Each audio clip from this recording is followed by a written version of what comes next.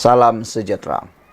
Tertinggi dalam tempoh 20 bulan, nilai perdagangan Malaysia mencecah 246.31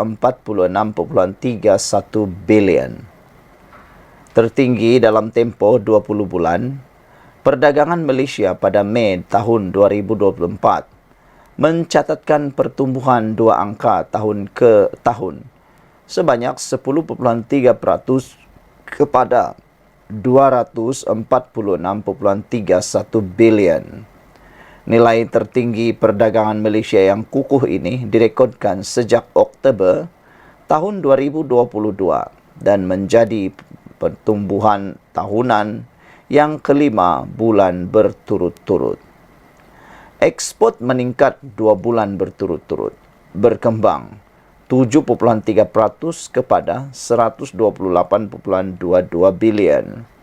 Sementara itu, import naik 13.8% kepada 118.09 bilion yang menghasilkan lebihan dagangan sebanyak 10.14 bilion dan merupakan lebihan dagangan yang ke-49 bulan berturut-turut sejak Mei tahun 2020. Kementerian Pelaburan Perdagangan dan Industri dalam satu kenyataan berkata, pertumbuhan ekspor disumbangkan terutamanya oleh ekspor yang kukuh bagi barangan elektrik dan elektronik E&E. Turut menyumbang minyak sawit dan keluaran pertanian berasaskan minyak sawit, barangan perkilangan logam, barangan optik dan saintifik serta barangan besi dan keluli. Menurut MITI, ekspor barangan E&E mengekalkan pertumbuhan positif bagi 2 bulan berturut-turut. Jelasnya, tanda-tanda pemulihan ekonomi di pasaran ekspor utama negara dapat dilihat apabila ekspor ke rakan dagang utama seperti ASEAN, China, Amerika Syarikat, Kesatuan Eropah EU dan Jepun merekodkan peningkatan. Ekspor ke ASEAN dan Amerika Syarikat mencatatkan kenaikan ketara dengan pertumbuhan 2 angka. Begitu juga ekspor ke rakan dagang Perjanjian Perdagangan Bebas FTA meningkat 4.5% tahun ke tahun kepada 87.64 bilion ringgit Malaysia.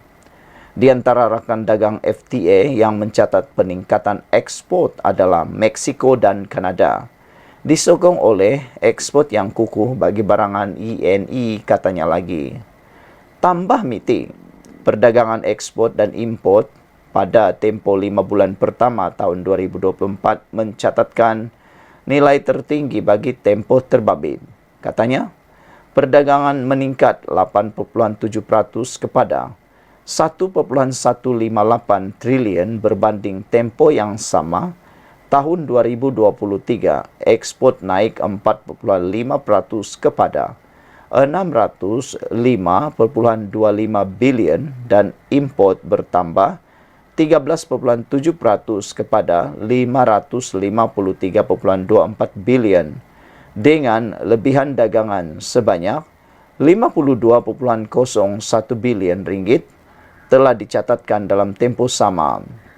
Sementara itu berbanding April tahun 2024, prestasi perdagangan pada Mei 2024 dilihat kukuh dengan perdagangan, ekspor, import dan lebihan dagangan masing-masing mencatatkan pertumbuhan 2 angka sebanyak 11.1%, 11.8%, 10.4% dan 30.9% katanya lagi. Bank Dunia dalam laporan prospek ekonomi global Jun tahun 2024 mengunjurkan pertumbuhan keluaran dalam negara kasar KDNK global meningkat 2.6% pada 2024 berikutan prestasi ekonomi yang lebih kukuh daripada jangkaan di Amerika Syarikat. Ia juga menganggarkan pertumbuhan KDNK Malaysia meningkat 4.3% pada 2024. Sektor pembuatan Malaysia dilihat bersedia untuk tumbuh secara positif pada 2024 disokong oleh reformasi industri yang diterajui oleh MITI serta peningkatan dalam unjuran permintaan semikonduktor global yang memberangsangkan. Statistik perdagangan semikonduktor dunia baru-baru ini menjangkakan pertumbuhan kukuh dalam pasaran semikonduktor global sebanyak 16% pada tahun 2024, berikutan prestasi lebih kukuh dalam penggunaan pengkomputeran. Malaysia muncul sebagai pengeksport global ke-10 terbesar bagi barangan E&E dan pengeksport ke-6 terbesar bagi semikonduktor pada tahun 2023. Sekian dulu untuk kali ini. Jangan lupa tinggalkan komen anda. Jumpa lagi. Bye-bye. Salam sejahtera. Banyak baiknya pelaksanaan subsidi diesel bersasar. Akhirnya, rakyat juga yang meraih manfaat. Walaupun di luar sana, para pembenci, hater kepada tindakan dasar kerajaan membuat dasar subsidi bersasar untuk diesel, ramai yang tak suka, tetapi sebenarnya tindakan itu amatlah baik untuk negara bagi masa jangka panjang dan juga untuk manfaat rakyat. Pemuda Amanah Nasional berpendapat, pengurangan subsidi diesel muncul sebagai langkah penting ke hadapan ketika negara menuju ke arah pembangunan mampan. Pengerusi Biro Ekonomi dan Perdagangan, Dr. Eng Rui Wei berkata, kerajaan boleh memperuntukkan semula dana negara ke arah inisiatif yang menyokong pertumbuhan dan kestabilan ekonomi jangka panjang. Selain itu katanya, peralihan daripada subsidi diesel boleh memberi insentif kepada penggunaan teknologi yang lebih bersih dan tenaga boleh diperbaharui. Bahan api yang bersubsidi menggalakkan kadar penggunaan yang lebih tinggi, menyumbang kepada peningkatan pelepasan gas rumah hijau. Kerajaan Malaysia mempunyai komitmen untuk mengurangkan intensiti pelepasan gas rumah kaca sehingga 45% kepada keluaran negara kasar KDNK menjelang tahun 2030, katanya menerusi satu kenyataan. Pada 9 Jun lalu, Menteri Kewangan II, Datuk Seri Amir Hamzah Azizan, mengumumkan harga diesel di semua stesen runcit Semenanjung ditetapkan pada kadar RM3.35 Malaysia bagi setiap liter, iaitu harga pasaran tanpa subsidi berdasarkan purata bulan Mei tahun 2024 mengikut formula mekanisme harga automatik bermula 10 Jun. Amir berkata, penetapan harga dan pelaksanaan subsidi diesel secara bersasar dapat memberikan penjimatan RM4 bilion setahun, di samping mengukuhkan kedudukan kewangan negara untuk jangka masa panjang. Mengulas lanjut, Dr. Eng Rui Wei berkata, pelaksanaan subsidi bersasar memastikan subsidi disalurkan kepada mereka yang memerlukan serta membolehkan agihan sumber awam yang lebih saksama. Beliau berkata, subsidi diesel secara pukal sebelum ini selalunya gagal sampai kepada mereka yang paling memerlukan. Subsidi pukal biasanya memberi manfaat kepada segmen masyarakat yang lebih berkemampuan, yang menggunakan lebih banyak bahan api dan bukannya isi rumah berpendapatan rendah yang mungkin tidak memiliki kenderaan atau mendapat manfaat secara langsung daripada pengurangan kos bahan api. Walau bagaimanapun, beliau berpendapat, peralihan kepada subsidi bersasar mesti diuruskan dengan berhati-hati bagi mengurangkan potensi kesan negatif ke atas kumpulan dan industri yang sangat bergantung kepada diesel. Pemberian wang tunai harus dilaksanakan secara cekap dan memastikan mereka yang layak tidak terkecuali supaya mengurangkan kesan segera kepada pengguna. Tambahan pula, Komunikasi yang berkesan adalah penting untuk mendapatkan sokongan orang ramai dan mengurangkan tentangan terhadap cara pengurusan subsidi yang baru ini. Ketelusan dalam penggubalan dasar dan penjelasan yang jelas tentang faedah yang lebih luas dari segi ekonomi, alam sekitar dan sosial mampu memupuk persefahaman dan penerimaan dalam kalangan penduduk Malaysia jelasnya lagi. Sekian untuk kali ini. Jangan lupa tinggalkan komen anda. Bye-bye. Salam sejahtera. Terima kasih kerana bersama dengan saya di Nazilin Unity Channel. Kerajaan Madani terus diyakini 3 bulan pertama pelaburan yang diterima oleh kerajaan RM83.7 bilion telah diluluskan. Hebat kan? Lain yang kamu dengar, lain pula yang berlaku sebenar-benarnya. Kerajaan Madani terus diyakini apabila menyaksikan pelaburan sebanyak 83.7 bilion diluluskan dalam tempoh 3 bulan pertama tahun 2024, naik 13% berbanding tempoh sama tahun lalu. Menteri Pelaburan, Perdagangan dan Industri Tengku Datuk Seri Zafrul Tengku Abdul Aziz berkata, pencapaian suku pertama tahun 2024 itu turut menyaksikan sejumlah 29,027 pekerjaan baharu diwujudkan daripada 1,257 projek.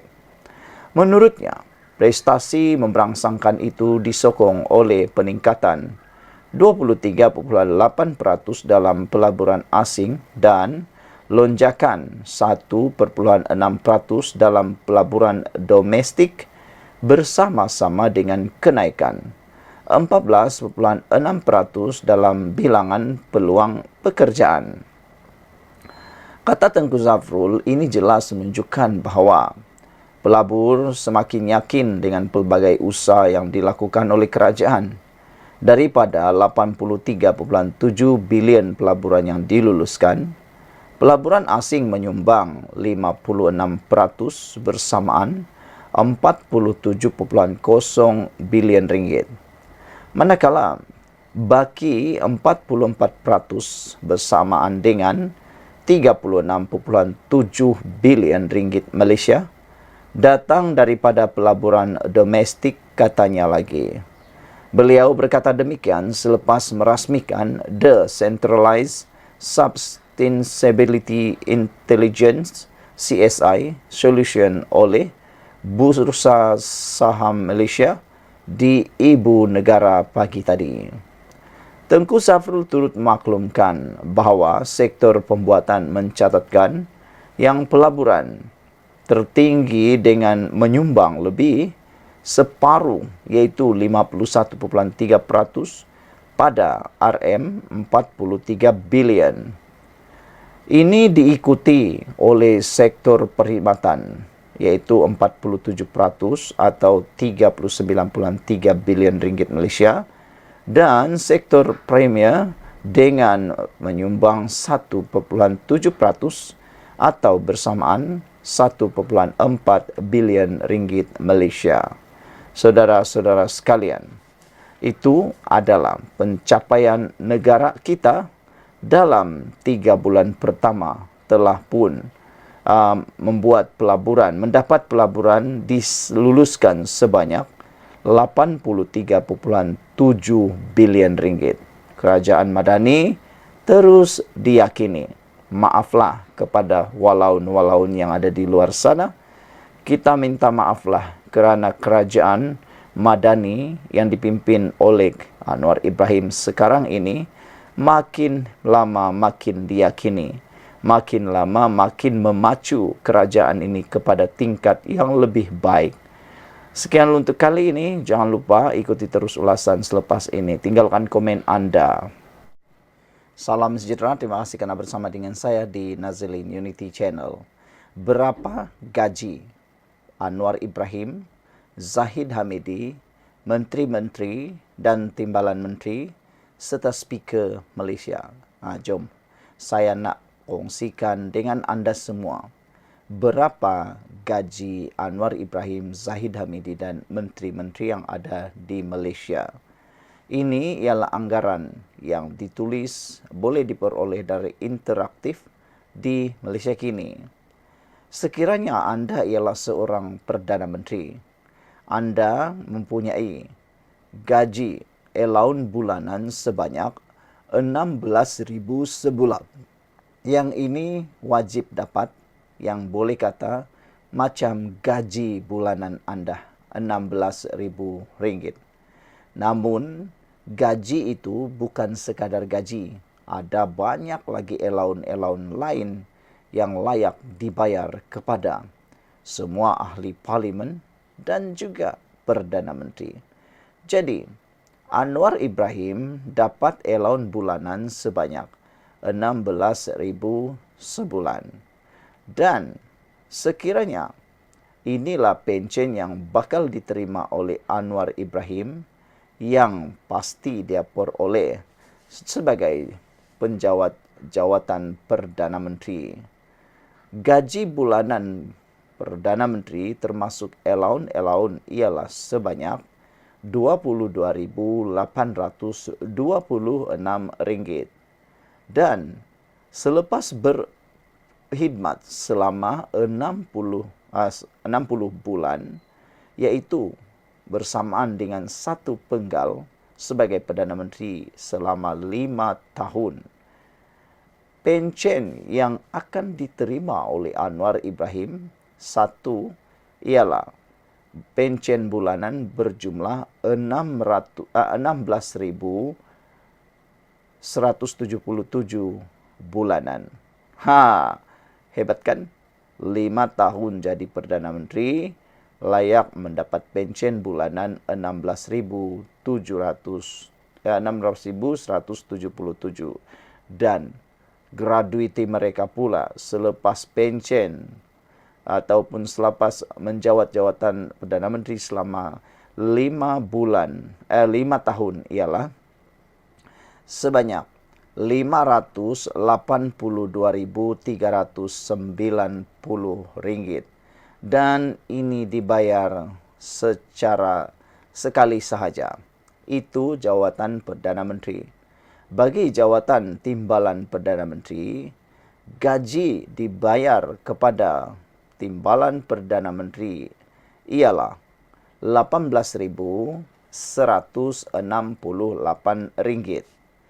Dan selepas berkhidmat selama 60 bulan bersamaan 5 tahun, pencen yang layak diterima oleh timbalan Perdana Menteri ialah sebanyak RM14,237 sebulan.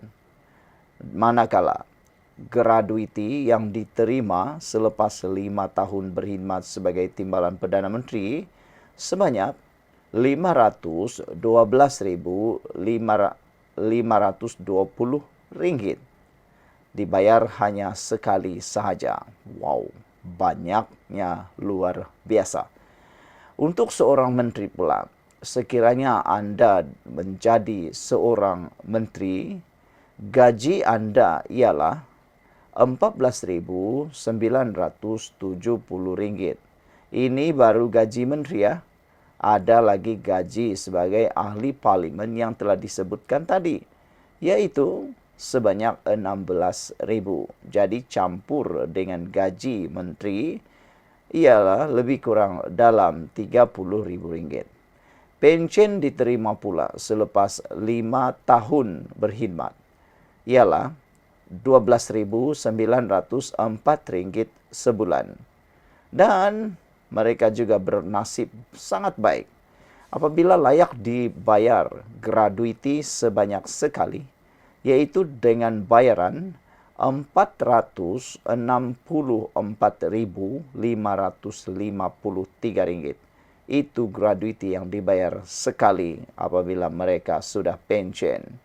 Gaji timbalan menteri pula ialah RM10,847,65. Tambah dengan allowance sebagai ahli parlimen, mereka dibayar lebih kurang dalam 26,000. Selepas berkhidmat selama 60 bulan atau 5 tahun, pencen yang layak diberikan kepada Timbalan Menteri ialah RM11.187 dan gratuiti pula dibayar sekali sebanyak RM402.715. Wah, banyak kan? Okey, kita lihat pula berapakah gaji seorang speaker. Seorang speaker layak dibayar sebagai ahli parlimen. Beliau dibayar allowance bulanan sebanyak 16,000. Itu gaji bulanan ahli parlimen. Dan apabila dilantik sebagai seorang speaker, beliau akan dibayar gaji sebanyak 31,000. Wow, lebih mahal gajinya daripada Perdana Menteri. Perdana Menteri tadi gajinya hanya 22,826. Tapi timbalan speaker pula mendapat 31,000 campur dengan allowance ahli parlimen 16,000, dia bakal mendapat 47,000 sebulan. Sekiranya dia berkhidmat sebagai speaker selama 5 tahun, beliau dapat pencen sebanyak RM19,583 sebulan. Dan gratuiti yang akan diterima sekali ialah RM705,000. Wah, menghampiri 1 juta. Ini gratuiti yang luar biasa. Walaupun hanya berkhidmat selama 5 tahun. Sebagai seorang timbalan speaker pula dibayar gaji sebanyak RM22,000 Malaysia dan selain itu juga layak menerima menerima allowance bulanan sebagai ahli parlimen sebanyak 16,000. Selepas berkhidmat selama 5 tahun, timbalan speaker layak dibayar pencen sebanyak RM15,833. Banyaknya. Dan gratuiti pula sebanyak RM570,000 dibayar sekali sahaja. Okey, persoalannya kalau dia hanya seorang ahli parlimen biasa, selepas menang pilihan raya, beliau tiada gaji seperti timbalan menteri dan menteri, tetapi mereka dibayar allowance bulanan sebanyak 16,000, tidak termasuk allowance lain yang layak diterima oleh ahli parlimen. Allowance-nya memang banyak, bosku.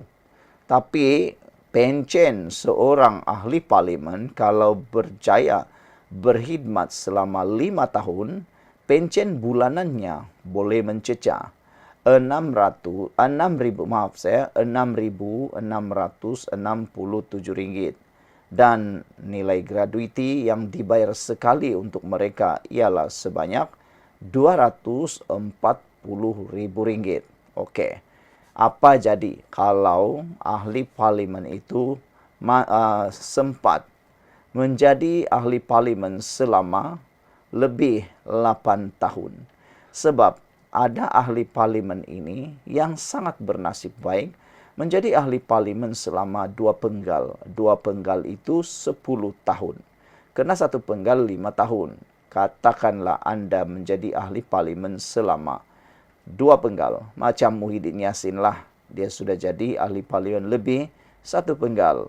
Dan seperti Azmin Ali dulu pernah menjadi ahli parlimen lebih 1 penggal, iaitu 2 penggal. Dan ada lagi yang lain yang sudah jadi ahli parlimen lebih 2 penggal. Berapa pencen mereka? Pencen diterima ialah sekurang-kurangnya RM9,600 kalau sudah berkhidmat sebagai ahli parlimen saja selama 8 tahun. Dan gratuiti dibayar secara sekali sahaja sebanyak RM400,000. Okey, kita tengok kalau dia Perdana Menteri dan dia berkhidmat lebih daripada 1 penggal atau 10 tahun. Katalah dia menjadi Perdana Menteri selama 2 penggal, 10 tahun. Berapakah pencen yang boleh diperoleh oleh Perdana Menteri itu? Pencen yang boleh diperoleh oleh Perdana Menteri itu sekiranya beliau mampu berkhidmat sebagai Perdana Menteri selama 8 tahun dan 4 bulan, pencen bulanan diterima ialah sebanyak RM23.296 sebulan. Dan gratuitinya memang luar biasa banyak, sebanyak RM970.650. 900.000, bosku.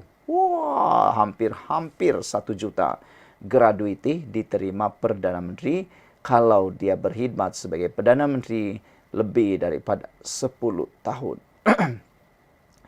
Okey, kita tengok sekarang timbalan Perdana Menteri kalau dia lebih berkhidmat 8 tahun dan 4 bulan. Contohnya seperti Zahid Hamidi. Zahid Hamidi sudah menjadi timbalan Perdana Menteri sudah 2 kali sebelum ini, iaitu sebagai melalui Kerajaan Barisan Nasional dan sekarang melalui Kerajaan Perpaduan.